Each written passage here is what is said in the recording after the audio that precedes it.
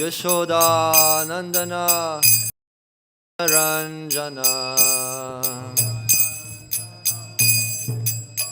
Yamunatira Vanachari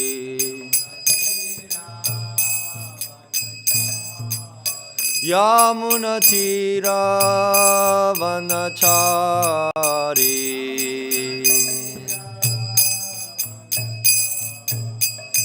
Jaya Radha Madhava Kunja Bihari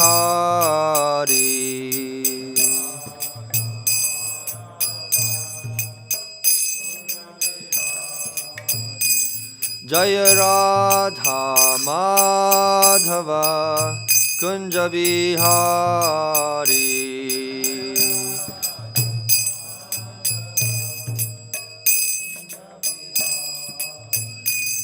Gopi Jana Vallabha Jaya Radha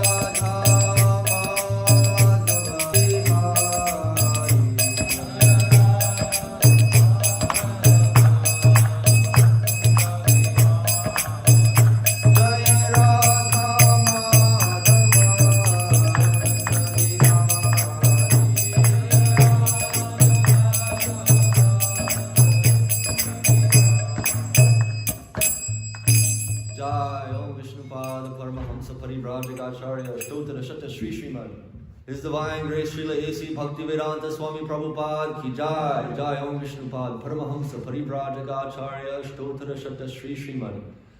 His Divine Grace Srila Bhakti Siddhanta Saraswati Goswami Maharaj and Prabhupada Ki Jai. Ananta Koti Vaishnava Vrinda Ki Jai. Srimad Bhagavatam Ki Jai. All glories to the assembled devotees. All glories to the assembled devotees. All glories to the assembled devotees. All glories to Sri Guru and Sri Gauranga. All glories to Srila Prabhupada.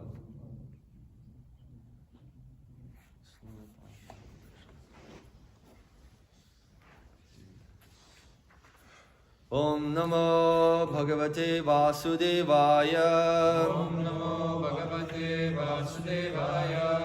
Om Namo Bhagavate Vasudevaya. Om Namo Bhagavate Vasudevaya. Om Namo Bhagavate Vasudevaya. Om Namo Bhagavate Vasudevaya. Reading from Srimad Bhagavatam, Canto 2, Chapter number 10. Bhagavatam is the answer to all questions. Text number 44. Itam bhavena kathitaha bhagavan bhagavatamaha na itam bhavena hi param drashtum arhanti surayah. Itam bhavena kathita. Itam bhavena kathito. Bhagavan bhagavatamaha. Bhagavan bhagavatamaha. Netam bhavena hi param. Netam bhavena hi param. Drashtum arhanti surayah. Drashtum arhanti surayah. Itam bhavena kathito. Bhagavan bhagavatamaha. Netam bhavena hi param. Drashtum arhanti surayah. Itam bhavena kathito. Bhagavan bhagavatamaha. Netam bhavena hi param. Drashtum arhanti surayah.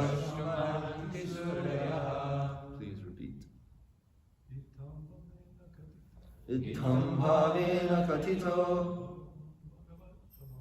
Bhagavan Bhagavattamah. Netam bhavena hi param drishtamarhanti surayaha. Itam bhavena katito Bhagavan Bhagavattamah. Bhagavan Bhagavattamah. Netam bhavena hi param Netam bhavena hi param Drashtum arhanti suryaha. Drashtum arhanti suryaha. Itam bhavena kathito Itam bhavena kathito Bhagavan Bhagavattamah. Bhagavan Bhagavattamah. Nitam bhavena hi param Netam bhavena hi param drashtamarhanti surayaha. drashtamarhanti surayaha. Etam bhavena katito Itam bhavena kathito Bhagavan Bhagavattamah. Bhagavan Bhagavattamah. Netam bhavena hi param Netam bhavena hi param Drashtam arhanti suryaha. drashtamarhanti surayaha. Itam bhavena kathito Itam bhavena kathito Bhagavan Bhagavattamah. Bhagavan Bhagavattamah. Itam bhavena hi param Netam bhavena hi param drashtamarhanti surayaha. drashtamarhanti surayaha. Would you like to chant, Mataji? Itam bhavena kathito Bhagavan Bhagavattamah. Netam bhavena hi param drashtamarhanti surayaha. Word for word. Itam, in these features. Bhavena, the matter of creation and destruction. Katitaha, described. Bhagavan, the personality of Godhead. Bhagavattamah, by the great transcendentalists. Na, not. Itam, in this. Bhavena, features. He, only. Param, most glorious. Drashtum, to see. Arhanti, deserve. Surayaha, great devotees. Translation and commentary by His Divine Grace Srila Prabhupada Ki Jai. The great transcendentalists thus describe the activities of the Supreme Personality of Godhead, but the pure devotees deserve to see more glorious things in transcendence beyond these features. Purport: the Lord is not only the creator and destroyer of the material manifestations of His different energies. He is more than a simple creator and destroyer, for there is His feature of Ananda, or His pleasure feature. This pleasure feature of the Lord is understood by the pure devotees only, and not by others. The impersonalist is satisfied simply by understanding the all-pervasive influence of the Lord. This is called Brahman realization. Greater than the impersonalist is the mystic who sees the Lord situated in his heart as Paramatma, the partial representation of the Lord. But there are pure devotees who take part in the direct pleasure, Ananda, potency of the Lord, by factual reciprocation of loving service. The Lord in His abode, called the Vaikuntha planets, which are eternal manifestations, always remains with His associates and enjoys transcendental loving services by His pure devotees in different transcendental humors. The pure devotees of the Lord thus undergo a practice of that devotional service to the Lord during the manifestation of the creation, and take full advantage of the manifestation by qualifying themselves to enter into the kingdom of God. The Bhagavad Gita 18:55 confirms this. Bhaktya mam apijanati yavan yaschasmi tattvataha tato mam tattvato jnatva vishate taranantaram. By development of pure devotional service, one can factually know the Lord as He is, and thus be trained in the bona fide service of the Lord and be allowed to enter into the direct association of the Lord in so many capacities. The highest glorious association with the Lord is made possible in the planet of Goloka Vrindavan, where Lord Krishna enjoys himself with the gopis and his favorite animals, the Surabhi cows. A description of this transcendental land of Krishna is given in the Brahma Samhita, which is considered by Lord Sri Chaitanya to be the most authentic literature in this connection. Om Ajnanatimirandhasya Jnananjana Shalakaya Chakshurunmilitam Yena Tasmai Shri Gurave Namaha Shri Chaitanya Manobhishtham Sthapitam Yena Bhutale Swayam Rupakara Mahyam Darati Swaparantikam Vandeham Shri Guru Shri Utaparakamalam Shri Gurun Vaishnavangscha Shri Rupam Sagrajatam Sahagana Raghunatan Vitam Tam Sajivam Sadvaitam Savadhutam Parijana Sahitam Krishna Chaitanya Devam Shri Radha Krishna Padan Sahagana Lalita Shri Vishakhan Vitangscha. Hey Krishna Karuna Sindho Dinabandho Jagatpate Gopesha Gopika Kanta Radha Kanta Namostute Tapta Kanchana Gaurangi Radhe Vrindavaneshwari Vrishabhanu Sute Devi Pranamami Hari Priye Namo Vishnu Padaya Krishna Preshthaya Bhutale Srimate Bhaktivikasa Swami Nityanamine Namo Vishnu Padaya Krishna Preshthaya Bhutale Srimate Bhaktivedanta Swami Nityanamine Namaste Saraswate Deve Gauravani Pracharine Nirvishesha Shunyavadi Paschatya Desha Tarine Vancha Kalpatarubhyascha Kripasandhubhya Evacha Patitanam Pavanebhyo Vaishnavebhyo Namo Namaha Jaya Shri Krishna Chaitanya Prabhu Nityananda Shri Advaita Gadadhar Srivasadi Gaur Bhakta Vrinda Hare Krishna Krishna Krishna Hare Hare Hare Rama Rama Rama Hare Hare Etham bhavena katito bhagavan bhagavatamaha netham bhavena hi param drashtum arhanti surayah.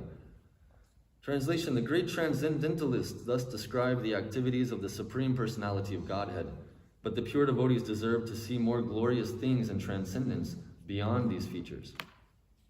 So this is a verse following a description of several different aspects of the Supreme Personality of Godhead. There was a discussion of his universal form, there was mention of his different avatars, there was even mention of his impersonal feature as the Brahman effulgence. And this verse is ultimately predicting the future topics of the Srimad Bhagavatam. As we know from the Srimad Bhagavatam itself, there are 10 topics, the 10 categories of the knowledge that we receive from the Srimad Bhagavatam. I don't know the whole verse. What is it? Tatra sarga visargascha. Do you know the whole thing?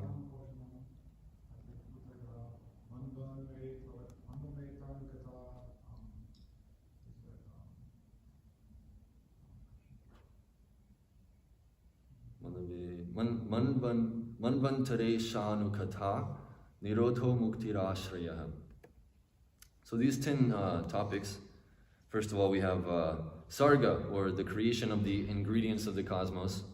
Second we have Visarga, the creations of Brahma. And these two are mostly discussed in the second canto. We're reaching the end of the second canto, and herein there's a conversation between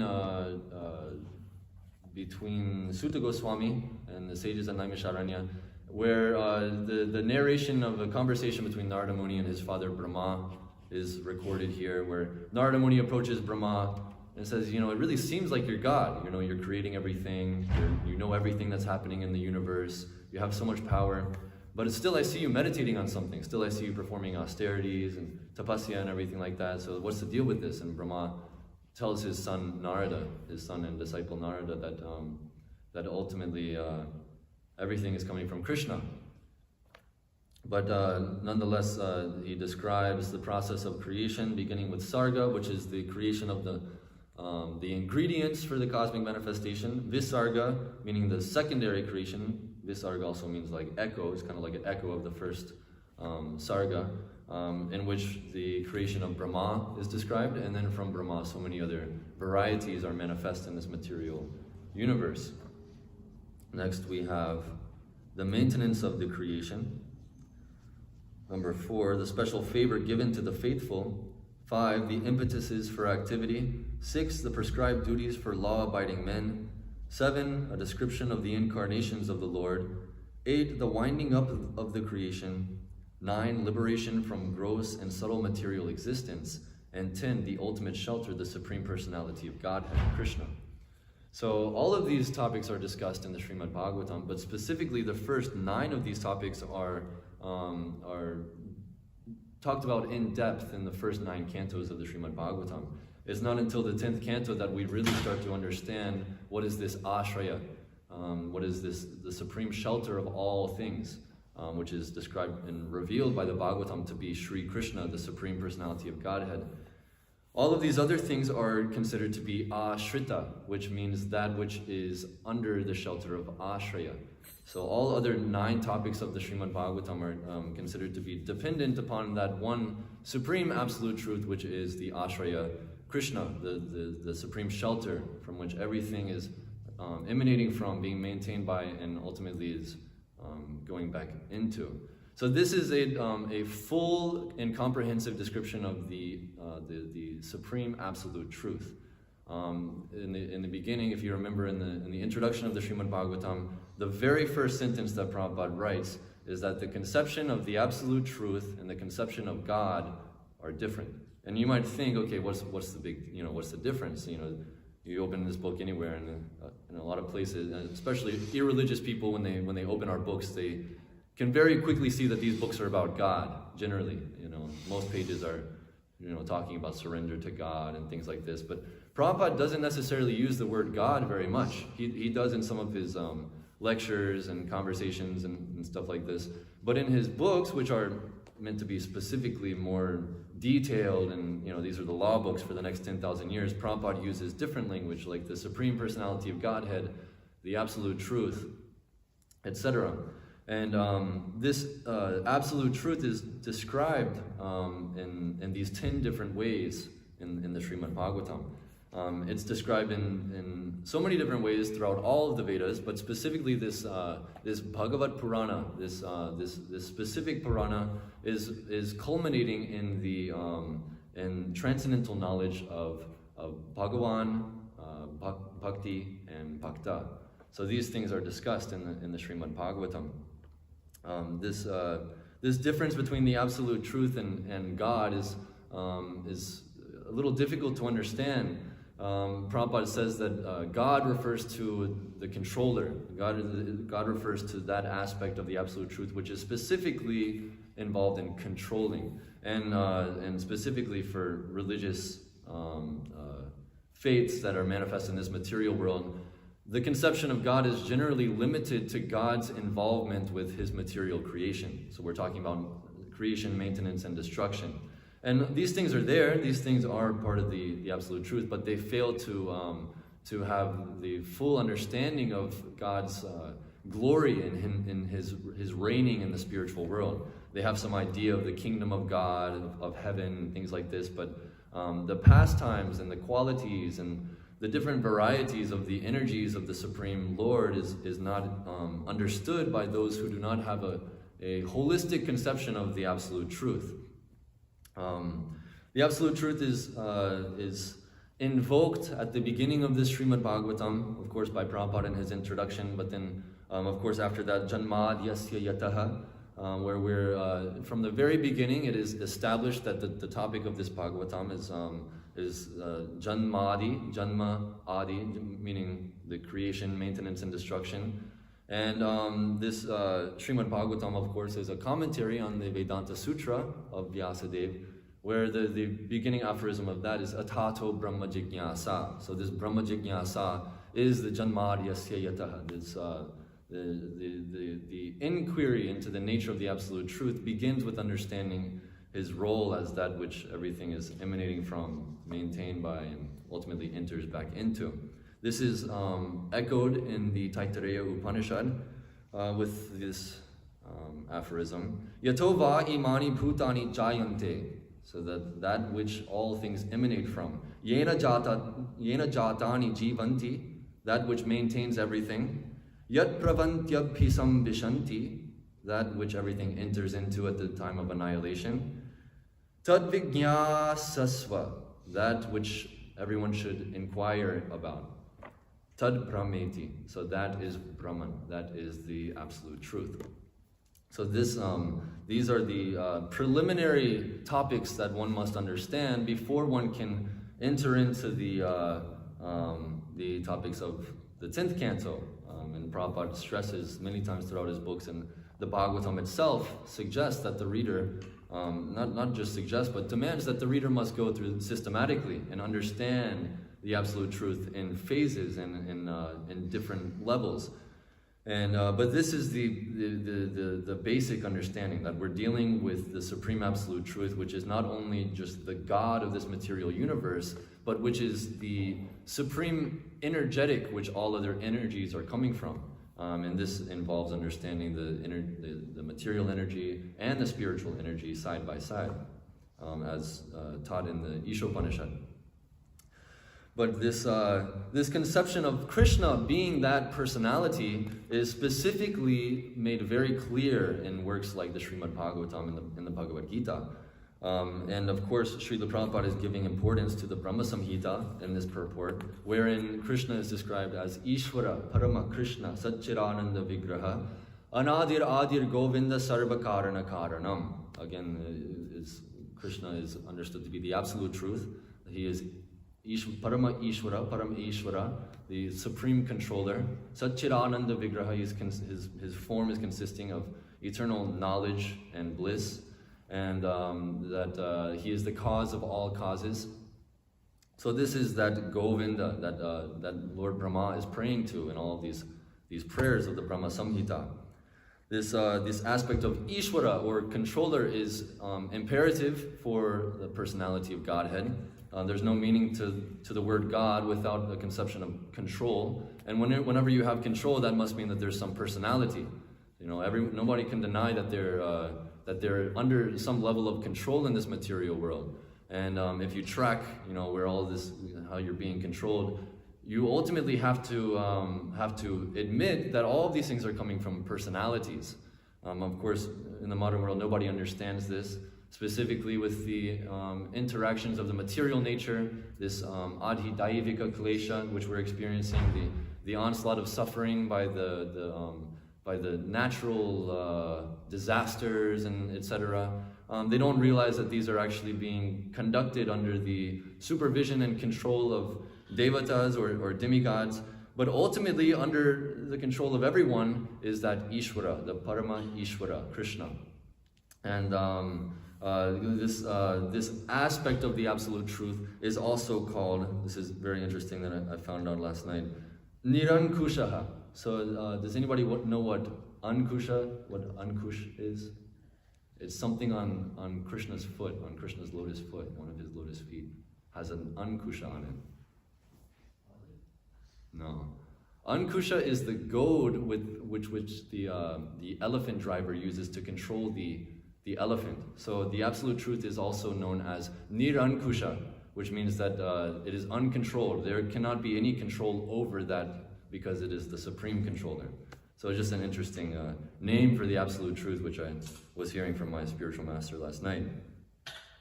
So this supreme controller, of course, there's so many controllers in this material world, but the special aspect of the supreme personality of Godhead, who is the supreme controller of this material world, is that that's not even his most glorious thing.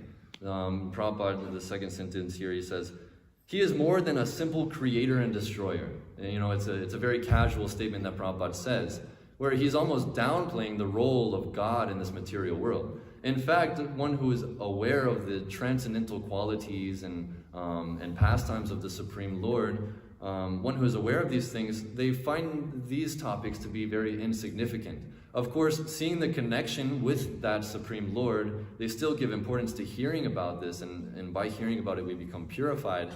But as it's saying in this verse, the pure devotees deserve to see more glorious things in transcendence beyond these features. So this role as the God of this universe is a very insignificant part of what the absolute truth really is, and what Krishna and what the Supreme Personality of Godhead really has to offer. Oftentimes the example is given that the God of this material world is actually just a post. And a post is something which can be occupied by anyone, but specifically, the post of being God can only be occupied by Krishna. But we can understand this with an analogy, that the post of the presidency of the United States of America is occupied by a person. And under the control of that person, there are so many departments, and within the departments there are departmental heads, and within those, under those departmental heads, there are others who are given some power, and like this, the whole system of government is going on. Of course, the modern democratic government is trying its very best to be impersonal, and you can experience that whenever you try to deal with the government. There's no real personal connection there. They always I don't know if anybody has ever tried, but they transfer your call, you go to another department, and you can't ever really get a straightforward answer. But they can't avoid this personal aspect of control. It always has to be there. Specifically, control is flowing down, like kind of how water and how gravity is pulling everything down. Control has to come from top down. So even in a democratic government, we still see that there is that one supreme person who has the final call. Of course, there are checks and balances, and there are different departments and different specialties, and all these different things are there. And ultimately, the ruler of a government, he takes advice from some of his dependents, but ultimately the final call is made by one person. Of course, this is a mundane example. The president of the United States is obviously not all powerful, as we have seen when he's passing out and can't read and all this stuff. But that is not the case of the Supreme Personality of Godhead. Again, in this example of the president, although the president is acting as the controller of the entire country, he still has a personal life which is separate to his kind of job. That's his job. Of course, he accepts that role and is supposed to be as a service to his country, as a service to the humanity at large. But separate from that occupation which he is doing and that post which he is occupying, he has a personal life. He has a wife, he has kids, he has family, he likes a certain type of food, he dresses a different way whenever he's at home. The whole atmosphere is completely different. And if you were to observe a person when they're at home, especially if you were to observe the president whenever he's interacting with his family at home, you wouldn't even come to the conclusion that he is also ruling an entire country. The relationship that he is sharing with his loved ones is what reigns supreme whenever he is in his own abode. And this is the same case with the Supreme Personality of Godhead, who is eternally residing in the Vaikuntha planets, where there are unlimited devotees who are engaged in the exchange of relationship with the Supreme Lord. And in such a place, the aspect of God being the creator, maintainer, and destroyer of the material worlds is very insignificant. Of course, it's there, and it still adds to his glory, but it's not the most glorious thing. The devotees, the pure devotees of the Supreme Lord, are attracted to apparently higher things. But it cannot be prematurely overlooked that Krishna is acting as the God of this material world. We cannot prematurely think that we should move on to so-called higher topics and neglect these descriptions of the Supreme Lord and his involvement in the material world. Of course, the Supreme Lord is never involved in the material world like how we're involved. He's never in touch with matter. He's never bound by karma. But he rather acts through his different energies. Parasya Shaktir Vividhaiva Shruyate. What is it? Swabhavaki Jnana Bala Kriya Cha. So the Supreme Lord has multifarious energies, so many different varieties of energies, and all of these energies are ultimately acting to automatically fulfill his own desires. And of course, the expanded energies of the Supreme Personality of Godhead, like himself, are all powerful, and they reign supreme always, and which is not the case for ourselves.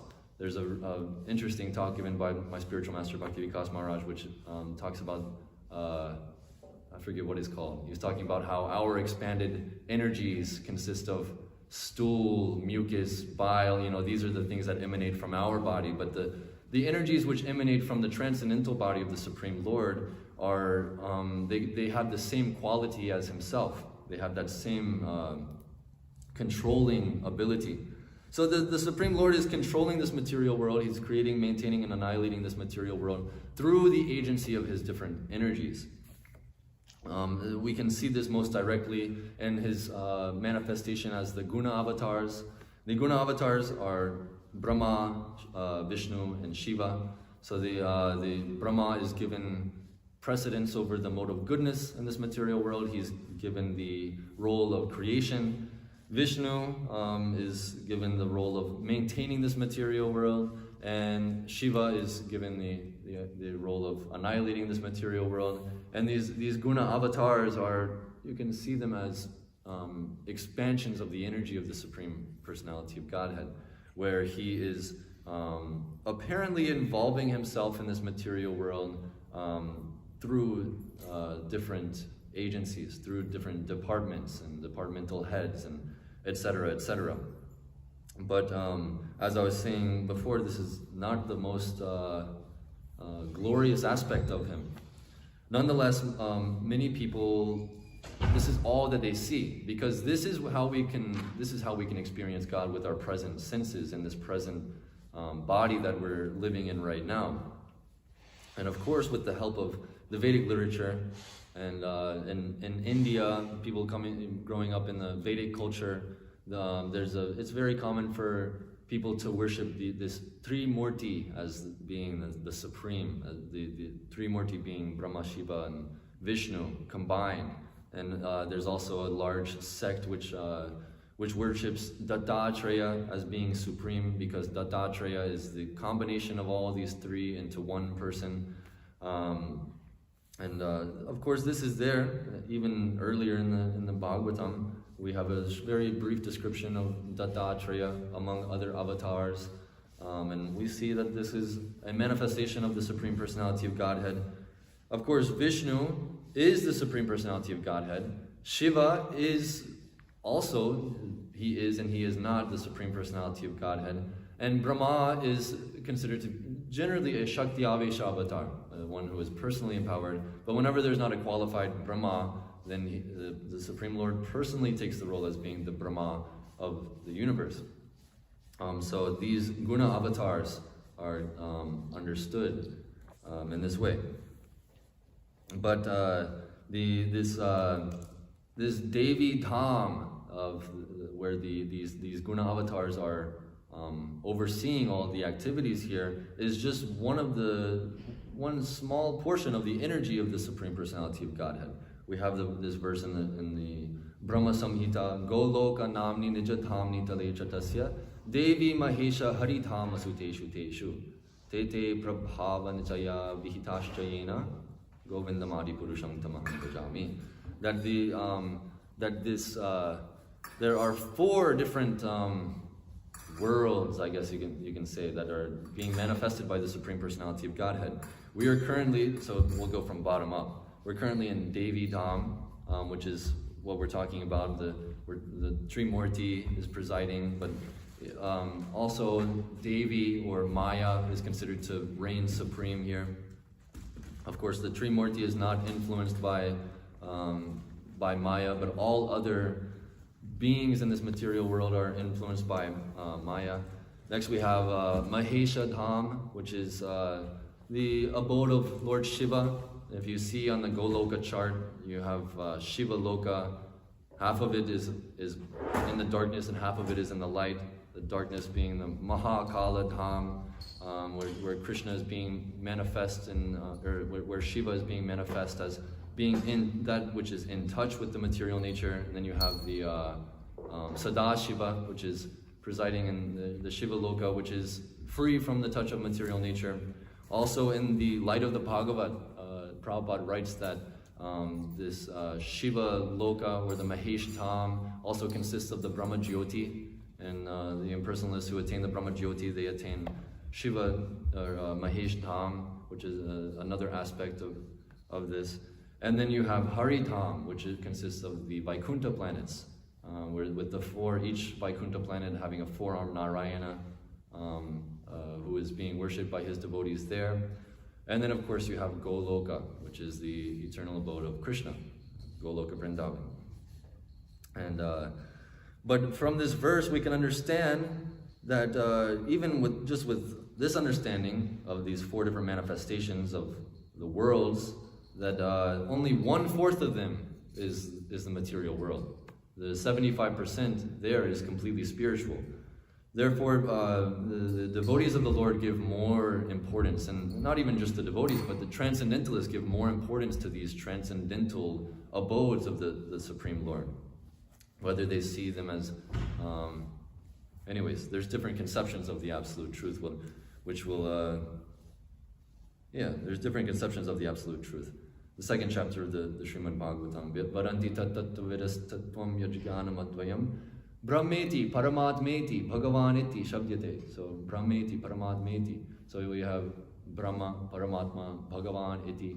So this is the shabdyate, the learned transcendentalists. They hear and they conceive of the absolute truth being manifest in these three different categories, or these three different manifestations. Brahman realization, the aspect of the absolute truth which is called Brahma, refers to his impersonal feature, which is all-pervading, which is described in the Upanishads as being that spiritual light without any variety. The Brahmavadis, they conceive this as being the highest thing. Not always, but they're attracted to merging in with the oneness of the Brahman effulgence.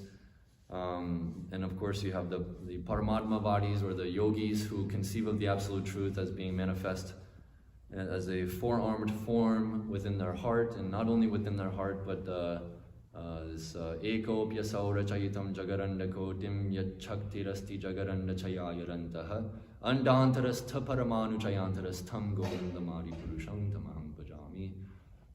Even within each atom, and even in between each atom, and that's scientists call it like dark matter or whatever they might be. This is the Supreme Lord is present there. So a more elevated conception of the absolute truth from that of the Brahmavadis is that of the understanding the Antaryami, or the indwelling Lord, which is localized within everything. And then of course we have the devotees who are more focused on Bhagavan, or the personality of Godhead. And Bhagavan is as explained in the Srimad Bhagavatam, actually is explained all throughout the Vedas, but is explicitly explained in the Bhagavatam, that this Bhagavan is the energy, energetic from which these other energies are coming from which Paramatma and Bhagavan or Brahman is coming from. Therefore, the devotee gives precedence to the realization of the Supreme Lord in his personal feature, which one can share relationship with, and can interact with, and can perform activities with, and can see in his features, and can speak with. All these things are not possible with the Paramatma and the Brahman effulgence. But the absolute truth being manifest to us in this material world, it's without the help of Shabda Pramanam, or without the association of pure devotees who act as representatives of Bhagavan. It's nearly impossible to come to this conclusion that the Supreme Personality of Godhead is a person, and then on top of that, understanding who that person is, understanding what his names are, what his features are, where he lives. All these different things are practically impossible to conceive of on one's own. But nonetheless, there's a natural attraction for every living entity to want to relish a relationship with this Supreme Personality of Godhead. The Brahmavadis and the Paramatmavadis, they can attain liberation. Certainly that is there. Prabhupada is saying that the impersonalist is satisfied simply by understanding the all-pervasive influence of the Lord. But as Prabhupada writes in so many other places, this is very, very rare for somebody to actually be fully satisfied just by this one feature of the Lord and his impersonal feature.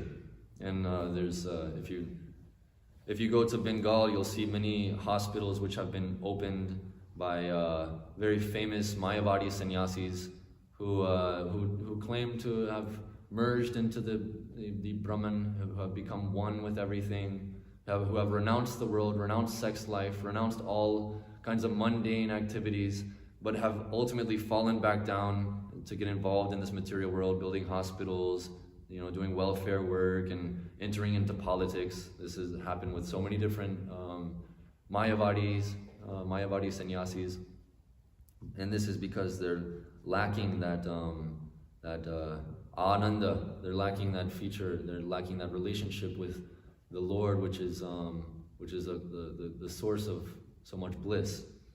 And this is what everybody wants. Everybody wants to be happy. There's one news reporter asked Prabhupada one time, "What's the meaning of life?"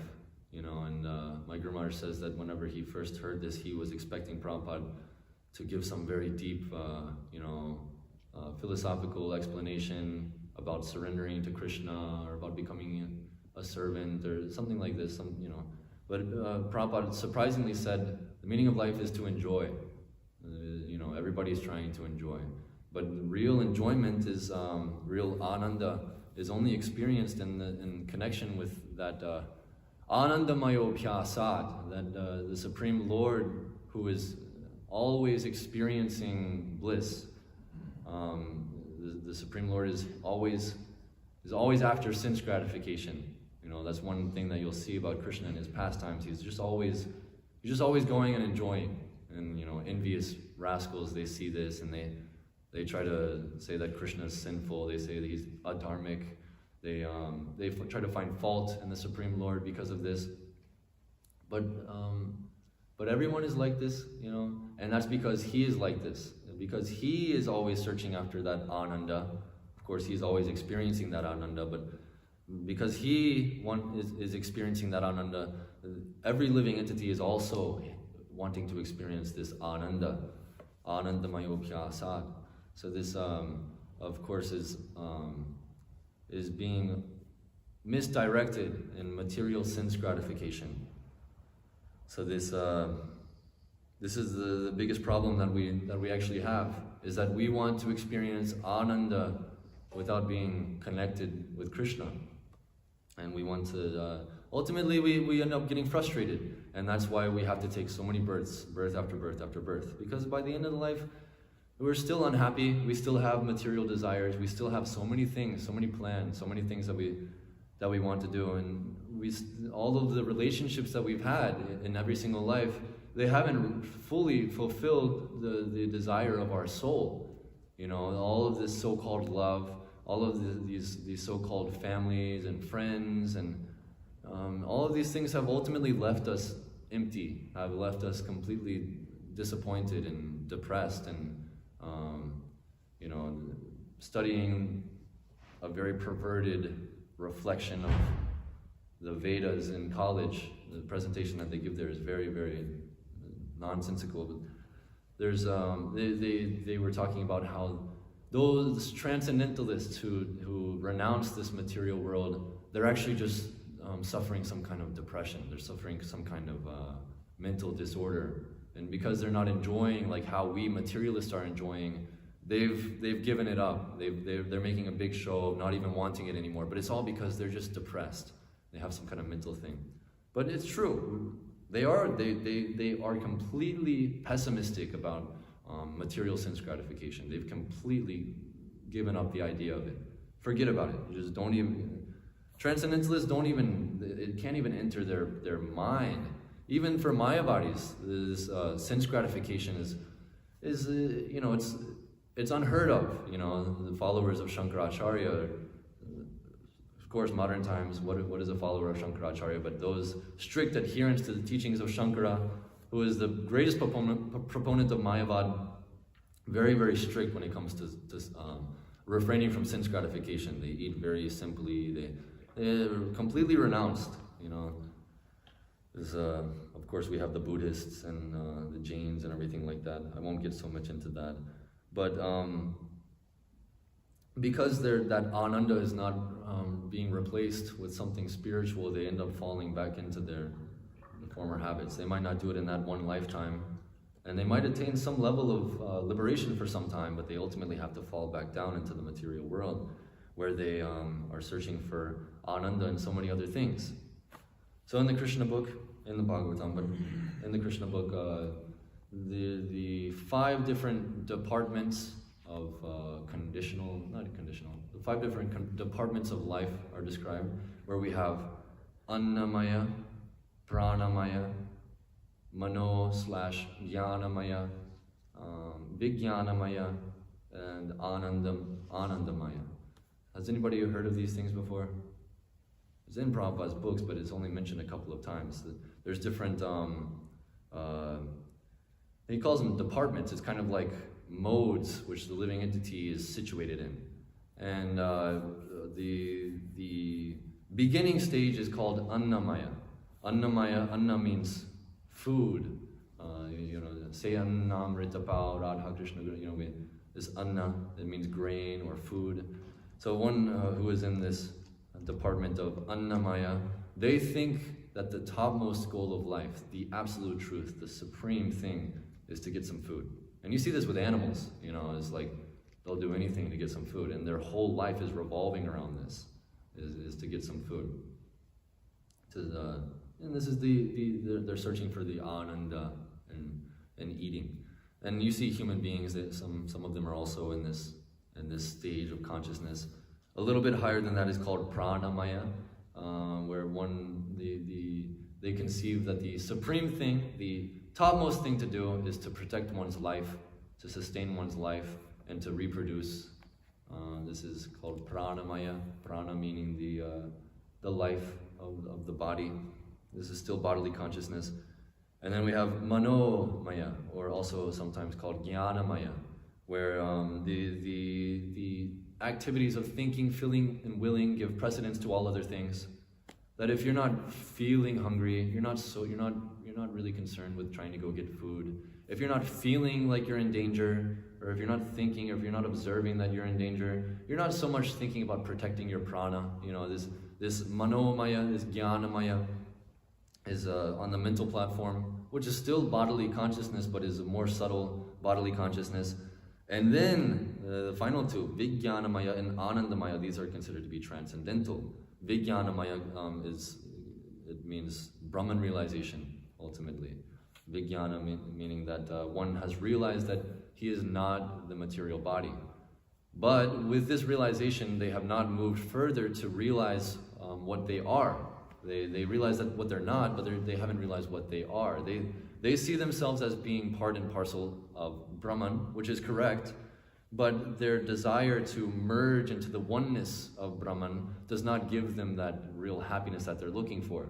Therefore, they're still forced to take material births. But that consciousness, which is fully transcendental and is fully satisfying to the self, is called anandamaya, where that ananda is coming from the Supreme Personality of Godhead, and one understands the nature of the Absolute Truth in full, and with such an understanding, fully liberated and also fully satisfied. What is Bhagavat Tattva Vigyan Mukta Sangasya Jayate? What is that? It's mentioned a couple times in that second chapter that this is very pleasing. It's very pleasing. And also we have the in the 9th chapter, this Krishna consciousness is very joyfully performed. How does that go? Pavitram. Oh, sorry. Susukam kartamavyayam. It's very, very pleasing. Susukam kartamavyayam. To do these activities is very pleasing. So this can only be experienced by someone who is in the department of anandamaya. And see this ananda word, it comes up many times in Prabhupada's books. We have Nityananda Prabhu, who is the best demonstrator of how one can live in eternal bliss as being a servant of the Supreme Lord. But to get to this stage, we have to renounce sense gratification.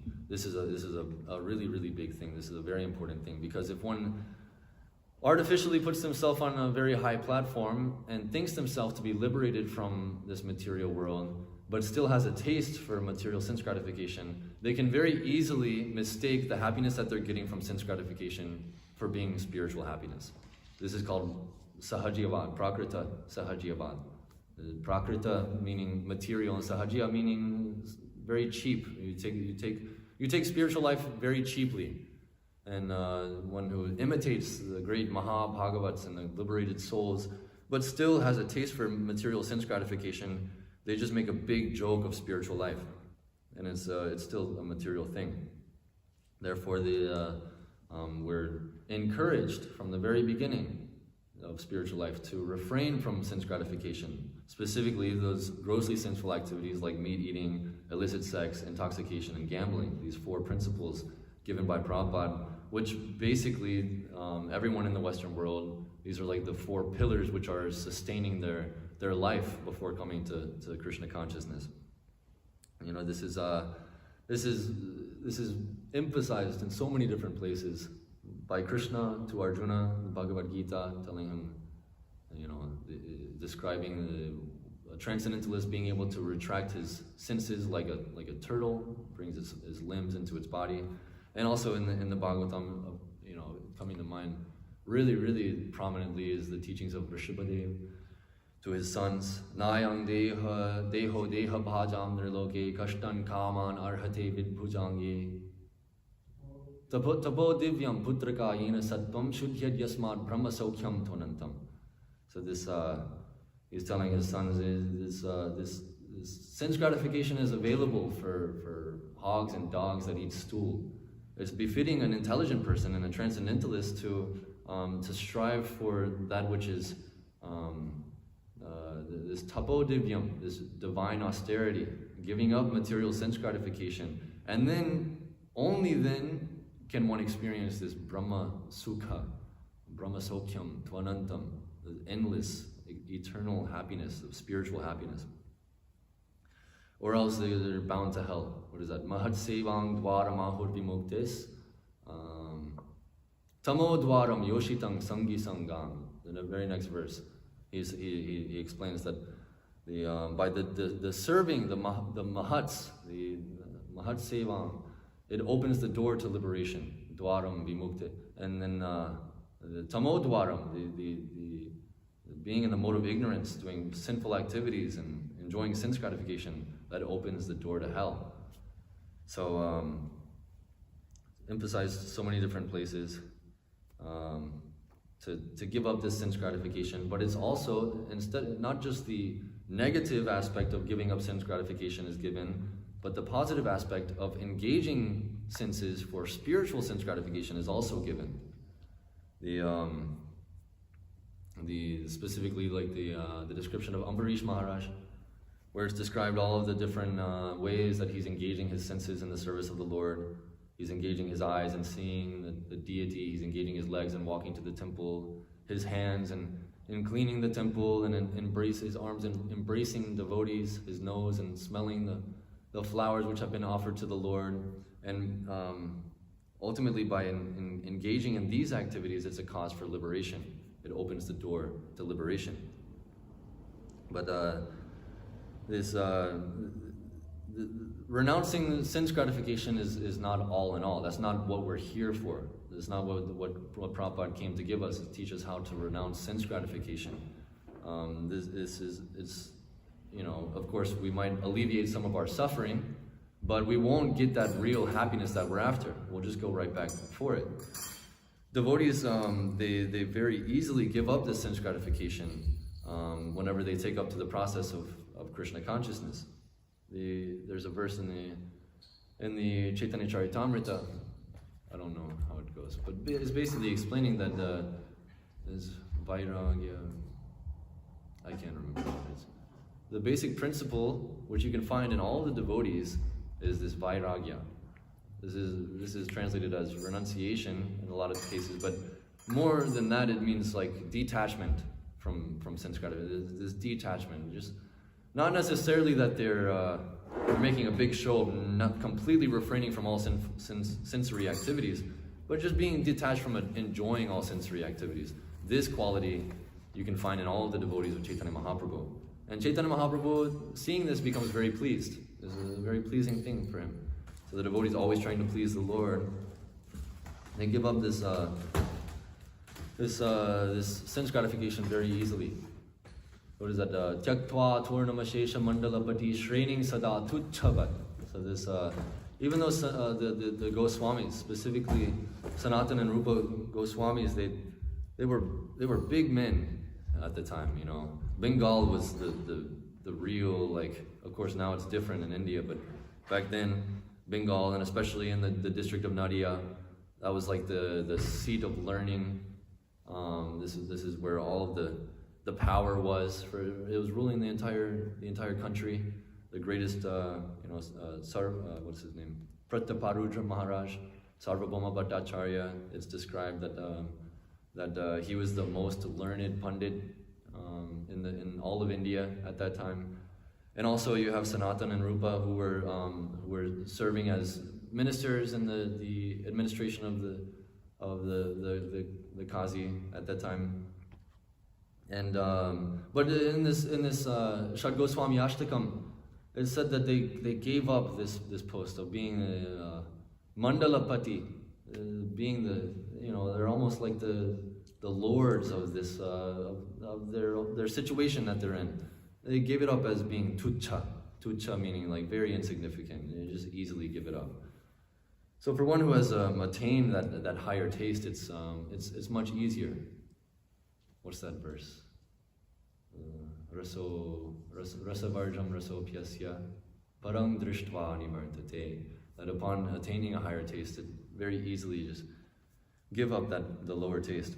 So this was done by our Acharya, by the Goswamis. There's also a description of the four Kumaras, which will probably come pretty soon. I can't remember exactly where it is, but upon approaching the gates of Vaikuntha, these are Brahmavadis, impersonalists, who have attained so much spiritual potency that they are rushing the gates of Vaikuntha. It's pretty inconceivable, actually. Upon arriving to the gates of Vaikuntha, they get a whiff of the lotus flowers which were being offered to Narayana, and then smelling that, they become attracted. They're thinking, we're big time Brahmavadis. We're completely liberated. We're perfected beings. We have no sex desire. They're as we know from Bhagavad Gita, the activities of the subtle body is what produces our next gross body. So right now our subtle body, for our next life, it's already preparing something for us. According to our subtle body, that's the womb that we will enter, and that's the body that we will get. The four Kumaras, as we know, they never advance beyond just little boys. They're probably little babies. They never even hit puberty, because their subtle body was so transcendental and detached from this material world that their gross body never even developed past that of a little toddler. They never hit puberty. Puberty is, that's when you start, getting all lusty and going after money and all these different things. The four Kumaras, anyways, that's just one of their glories, that they never even grew up to have a body which with they can enjoy this material world.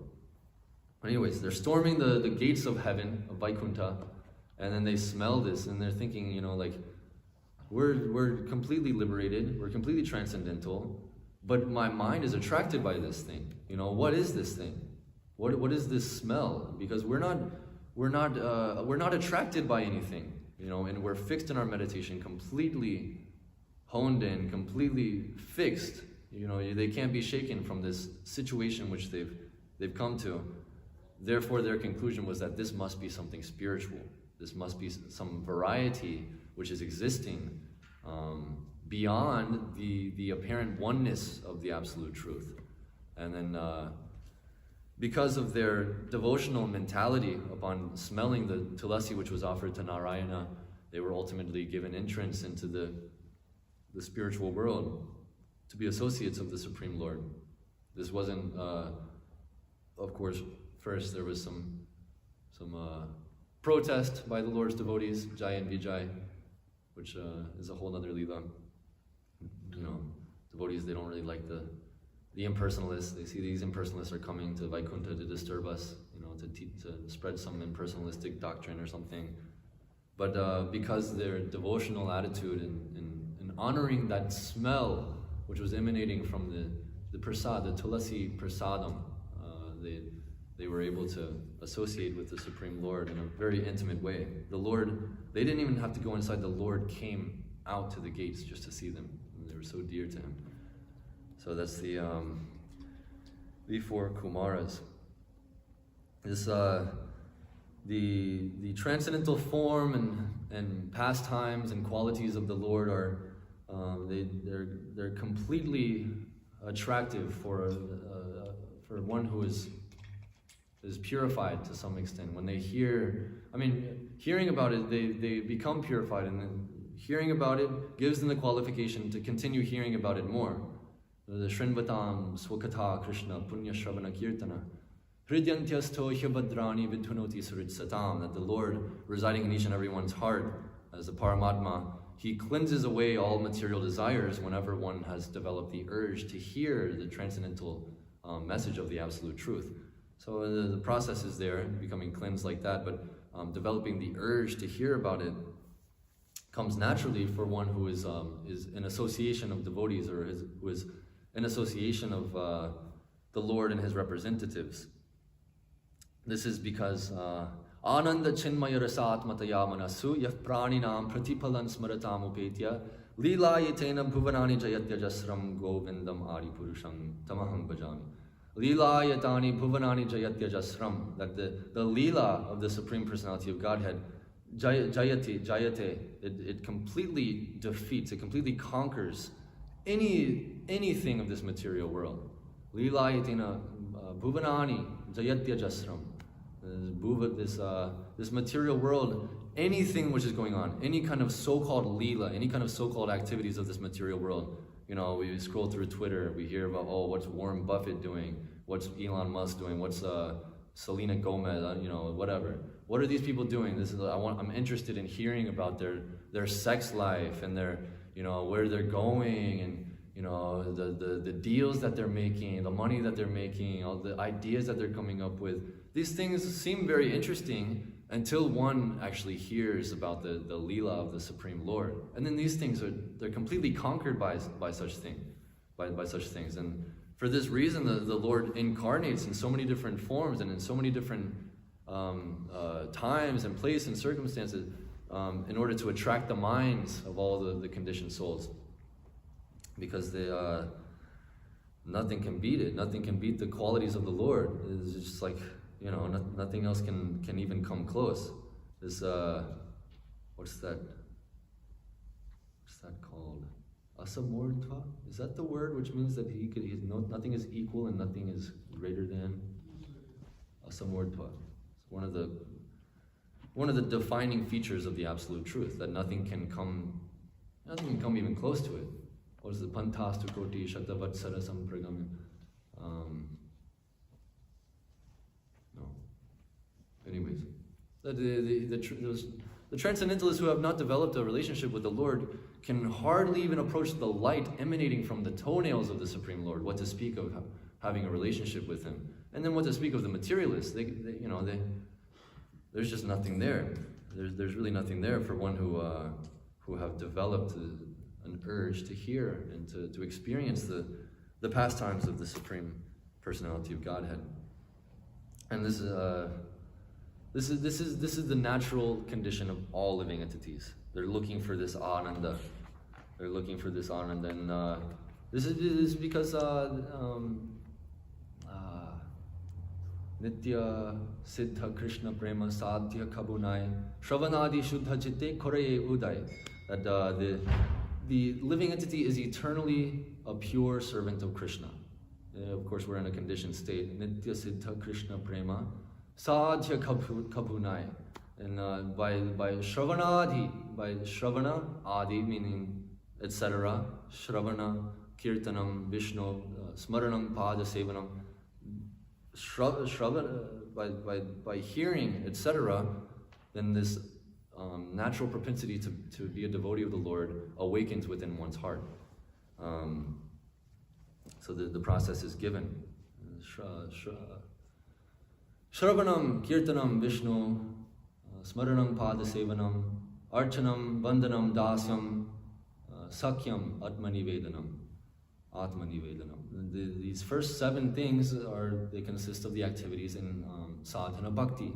That one hears about the Lord, they chant about the Lord, they remember the Lord, they offer prayers to the Lord, they worship the deity of the Lord, they serve the Lord's lotus feet. One interesting thing that I just read a few days ago is that because Tulasi Maharani is always found at the lotus feet of Krishna, of Vishnu, Narayana, by serving Tulasi Maharani, that is under the category of Pada Sevanam, because she's always there at the lotus feet of Krishna. Similarly, the Ganga, Yamuna, etc., those waters which have washed the feet of the Lord, by serving these transcendental personalities who are intimately associated with the lotus feet of the Lord, that is under the category of Pada Sevanam.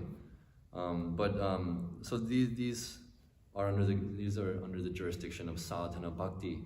And then Prabhupada in this purport, if you didn't notice, Prabhupada is going all the way up to the very, very top, where he's talking about Krishna enjoying with the gopis and the Surabhi cows, and following in the footsteps of those devotees in Vrindavan. This is called Raganuga Bhakti, Raga Bhakti. And the final 2 aspects, the final 2 of the 9 processes of devotional service are in this category. The Sakya, becoming a friend of the Lord, and Atmanivedana, giving everything in the mode of the gopis, is what Chaitanya Mahaprabhu teaches.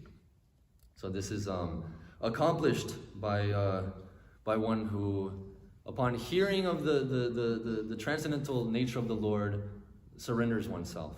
And surrender means engages himself in service.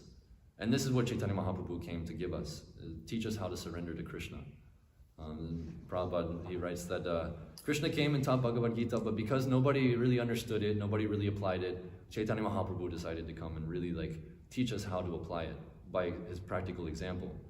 Of course, he comes for so many reasons, but one of the reasons is to repeat the Bhagavad Gita.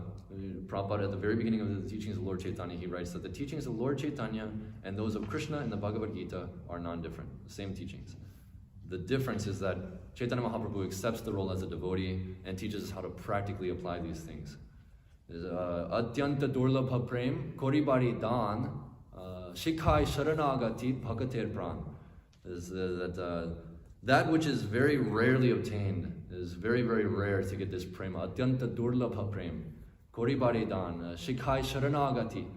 To teach the process of sharanagati, the process of surrendering to the Supreme Lord. Chaitanya Mahaprabhu descended along with his associates. And this Sharanagati becomes the life of the devotees, Bhakatera Pran. And so this is the most important thing. And this is a process which it needs to be systematically gone through. You can't imitate somebody who's at a higher level and expect that you'll get the same result. It's a scientific process. Science means you have to follow all the steps. If you try to skip something, you're going to get a different result. So the Bhagavatam is putting us through this scientific process by hearing about the Lord and his different features systematically, beginning with his involvement in the material world, going all the way up to his involvement with the gopis and the gopas and Vrindavan and the Surabhi cows. This is the full conception of the absolute truth, which it doesn't come cheaply. It takes surrender. You have to surrender. You have to follow the teachings. And then upon this surrender, so many magical things happen. Advanced devotees tell us so many things about their experiences and Krishna consciousness, which we just can't imagine. The 6 Goswamis were in Vrindavan writing about Krishna, and they were not just in this city in India. I guess it wasn't even a city then. little village in India called Vrindavan. They weren't just there, sitting under some random tree. They were in Goloka. They were with Krishna and his associates in Vrindavan, where they were chanting. They were living under the Kalpa Vriksha trees. They were seeing Krishna. They were hearing Krishna. They were observing Krishna directly and writing down what they were seeing. This is the writings of our acharyas, and this is revealed to a devotee who is taking direct pleasure of his association with the Lord, and then upon that, becoming purified, premanjana churita bhakti vilochanena, his eyes being smeared with the salve of love of God. It's not some spray that you can, like these guys were having. They said they have this Mahaprasad spray, which they tell people to put on their face, and then it's like a salve of love of God, and then they can see the transcendental pastime. It's not something so cheaply where you can buy some spray. It takes surrender. And the six Goswamis, they fully exhibit that surrender. They fully exhibit the renunciation from material sense gratification. And they fully exhibit how high one can actually go in this Krishna consciousness. For them, it was like they were watching like a TV show of, it's not like they were watching TV. They were literally there. They were literally there seeing these things, writing it down, so that we can also experience it. So many things are recorded in the Bhagavatam, so many things are recorded in Chaitanya Charitamrita, so many things are recorded by the six Goswamis. It's the same type of thing. Sanjaya, being empowered by his guru, Vyas, was able to see the battlefield of Kurukshetra, even though he wasn't physically there. Similarly, the six Goswamis were empowered by their Acharya, Chaitanya Mahaprabhu, who gave them this order to go to Vrindavan. And to do this, they were empowered by him to fully enter and to fully experience the pastimes which were happening in the unmanifest Leela of the Supreme Lord, which nobody else can experience. This is as high as it can be, What else can there be? And they're fully experiencing the bliss. Rupa Goswami is sitting over there reading or writing. Radharani herself is coming to be his attendant, coming to serve him. Nobody else has experienced any kind of anything like that. So this is what the devotees deserve. This is what is written in the Bhagavatam. The pure devotees deserve to see more glorious things in transcendence. So Prabhupada, there's a famous quote: "You first deserve, then desire." Pure devotees deserve this. So first we have to desire to become a pure devotee. First we have to become a pure devotee. Then we can desire to see these things. Then we can desire to participate in these things. The prerequisite is that we have to become a pure devotee by following the process of surrender given by Chaitanya Mahaprabhu. So, that's all. If anybody has any comments or questions, I'll do my best to answer anything. Thank you very much for listening.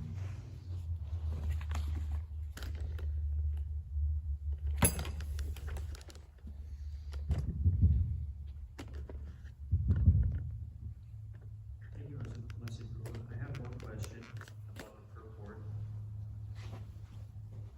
Prabhupada was writing the end of, let me see here. Yeah, the last paragraph, the first sentence, Prabhupada writes, "By development of pure devotional service, one can factually know the Lord as He is, and thus be trained in the bona fide service of the Lord, and be allowed to enter into the direct association of the Lord in so many capacities." I wanted to hear you explain that a little bit more. What's your interpretation of that? Prabhupada saying, enter into the direct association of the Lord in so many capacities. What do you think Prabhupada means by this statement? The so many capacities part? Yeah. Well, we hear that the followers of Chaitanya Mahaprabhu, upon attaining perfection, upon acquiring their spiritual body, it's not just they get two bodies, one in Gaura Lila, one in Krishna Lila. But the spiritual bodies are not limited like how we're limited in this one body. Of course, we hear Shukadeva Goswami, he's empowered to enter the hearts of everyone. This is said in the second chapter of the Bhagavatam. And personalities like Tulasi Maharani, they is one person, being manifest in so many different bodies. Of course, that's a spiritual body. So let's see, the plant that we're seeing, that's a spiritual body, you know. So she's serving Krishna in so many ways, you know. Of course, she's there in Vrindavan arranging all the pastimes, arranging everything as Bhakti Devi.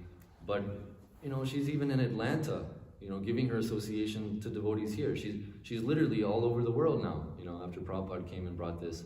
She's one example of how a pure devotee is not limited to a material body, and they're able to serve the Supreme Lord unlimitedly, you know. And they, you know, the preachers, they want to travel with Chaitanya Mahaprabhu. Prabhupada is the eternal servant of Chaitanya Mahaprabhu. Of course, he appeared in this world a little bit after Chaitanya Mahaprabhu did, but he's part of that same preaching Sankirtan party, where he's going universe to universe, preaching in so many capacities, you know. And this specifically reminds me of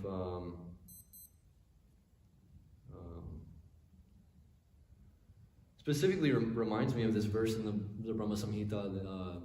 Yang krodha kama sahaja pranayari bhiti vatsalya moha guru gaurava sevya bhavai sanchintya tasya sadrishing tanum apurete govindam adi purusham tamaham bhajami. That which states that the devotees they relish relationship with the Lord in many different humors, as Prabhupada is writing. Different rasas, different relationships are there, and then according to that they're given a body which they're able to do that, you know. And Prabhupada writes earlier in the purport that a pure devotee in this material world, they utilize this material manifestation, they utilize their time in this life to practice pure devotional service, which carries on. How does he write it?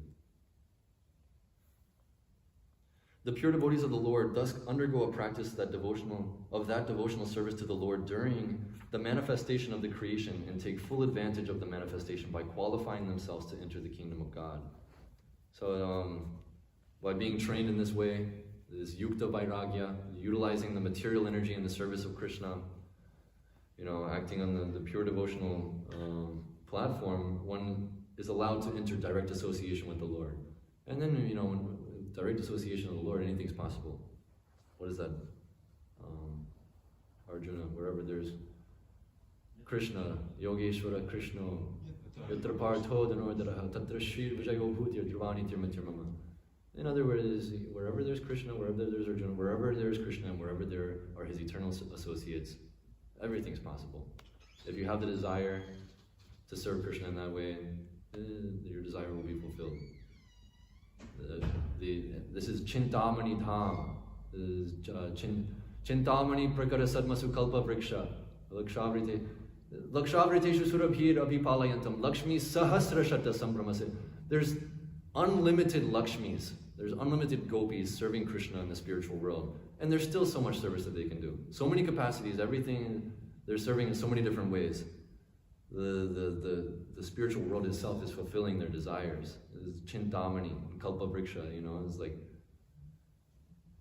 fulfilled. Just being there, all your desires become fulfilled because your desires are pure, and Krishna is there to facilitate all these things. So unlimited desires come up to serve Krishna, and unlimited capacity is given to the devotee in order to do it. Just like how Prabhupada, he had the desire to preach and spread this message all over the world. He came with literally nothing, and then Krishna gave him everything, you know. Krishna gave him crores and crores of rupees. Prabhupada said he would tell his godbrothers, they would ask him for money. Like, yeah, I have lots and lots of money, but that's because I'm using it in pure devotional service. Krishna has given it to me. You know, Krishna gave the whole world to the Pandavas in just 18 days because of their devotional attitude, you know. So Krishna can give us literally everything if we use it to serve him. Is that okay? Yes. Anything else? Naliji? Shall we pick up this later? One question was Manomaya. Could you explain that a little bit more? I just didn't understand that. Manomaya just means living on the mental platform, and then which means all of one's activities and all of one's desires and everything that one does revolves around just pleasing one's mind, you know. So of course the mind can be very agitated whenever it doesn't have food, whenever it's in danger, you know, this and that. But the conception is elevated to a certain point where one is more or less pleasing the mind and not so worried about pleasing the body. The only reason one wants to please the body is because his mind is disturbed. If the mind is happy, then he's happy, and that's it. That's it. Does that make sense? It's just mental platform. Living in the mental platform. Okay. Is that okay? Good. Srimad Bhagavatam ki jai. Srimad Prabhupada ki jai.